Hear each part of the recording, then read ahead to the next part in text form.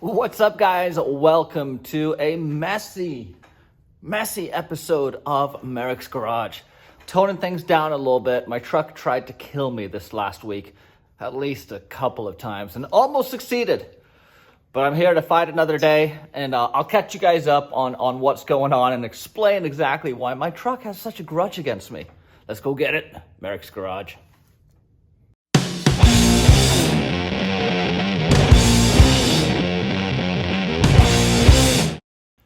I try and get a video a week up on all the happenings here at Merricks Garage, whether that be trips, whether that be reviews, whether that be builds.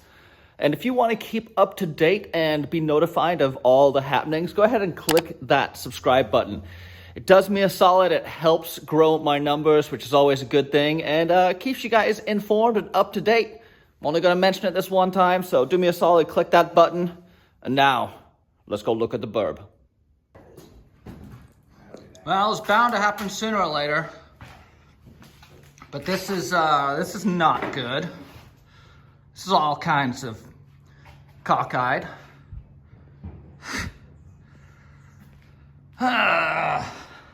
Okay, let's figure out a solution.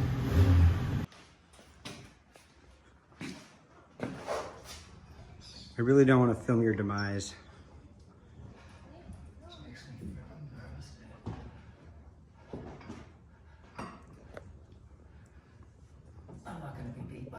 So that, no joke, took about 3 hours to fix. The way I've been lifting the truck has been suspicious use of 4x4s. Let's just put it that way. I would use them between the body and the lift to get it up in the air, and it's worked really well. I've had the thing up and down probably, no joke, probably 100 times.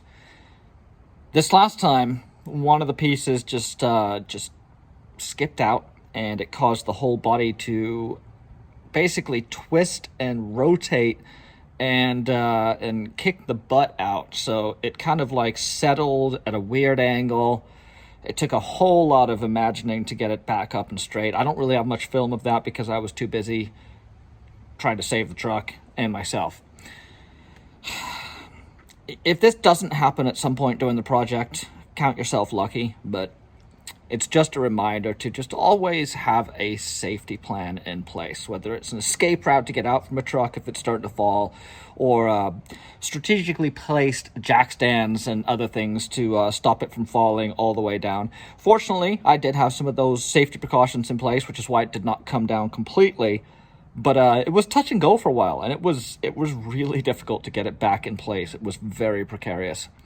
But that's why I'm so excited to have it bolted down now, to have it down on the frame, straight, aligned, everything's bolting together great. Feels like a pretty good accomplishment. So we're approaching the finish line here, but my truck is not done trying to kill me just yet. Check that all out. So I was working over here, and I just saw all this red, and I'm like, gosh dang it, where's all that transmission fluid coming from? Yeah, my elbow exploded. Doesn't hurt, doesn't feel like anything. It's just exploding blood. Which is normally pretty cool, but in this instance, infection is a real deal. So I need to go get this dealt with, which was not what I wanted to do today because I had all this stuff to get finished. This is pretty much my final list. Apart from the core support, this is about it to get it running. And what have I done today?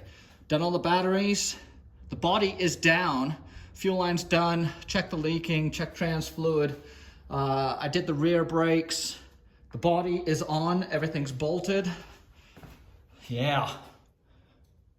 I just gotta stop bleeding here. Let's go get this fixed. Man, it's in, the body's on, it's bolted down, cables are run, and I'm starting to wrap up final fluids and bolt checks. And I've only really got the core support to put back on to connect up all the lines, and then I can start and drive this thing. It's that close. It really is that close. Like I said, I've got everything's being bolted down. I've got all my my cables and batteries ran. I've started doing final check and final assembly on all the hardware. The dash is mostly back together. I am beyond psyched. This thing is gonna be awesome. So it wasn't all elbows exploding and trucks falling on me this week. I did get a lot done. Wheel liners are in and they fit great. I'm really happy with how this lizard skin came out. If it works as good as it looks, then I am for sure gonna be digging it. I got the accessory drive mostly done. I still need to do some work. I don't think, I'd like to get a little tighter. I'm also a little concerned that I don't have enough contact on that pulley. But this is kind of something I cobbled together to make it work, and I think it's gonna work. This guy could move up a little bit into this space, adding some more tension and increasing the wrap. So that's probably what I'm gonna be doing on that. But as you can see, I've got AC, I've got alternator, all sitting nice and tidy above the frame. The front end has been done for a while, all buttoned up and ready to go. I'm hopefully gonna get the intermediate shaft in today, and then I can start filling this power steering, letting this stuff gravity bleed for a while.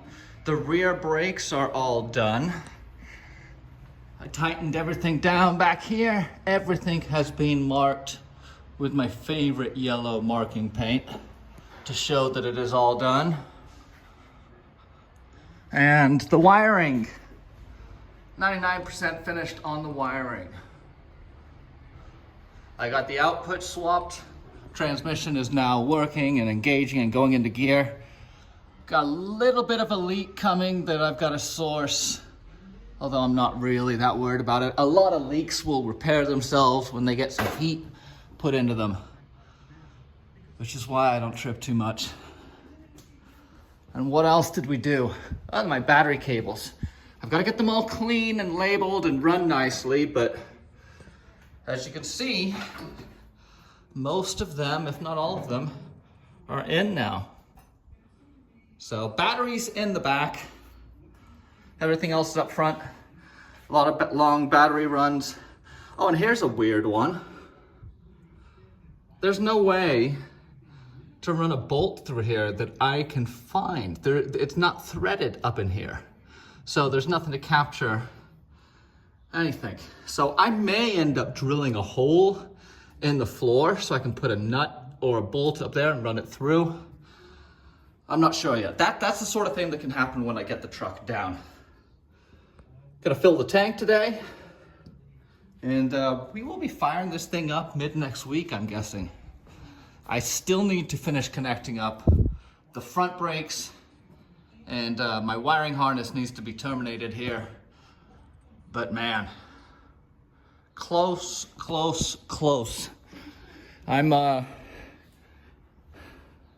very happy with how it's come out.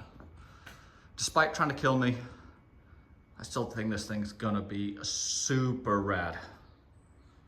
I don't know why, but getting the body bolted down feels like a huge step forward. I guess it's because I can start doing all the other stuff. I can start fixing all the wiring and running things through the firewall and getting everything plumbed. Now that the body's back down, I know it's not going anywhere. It's time to wrap it up and get this thing started and rolled out of the garage, which hopefully will happen in the next 10 days.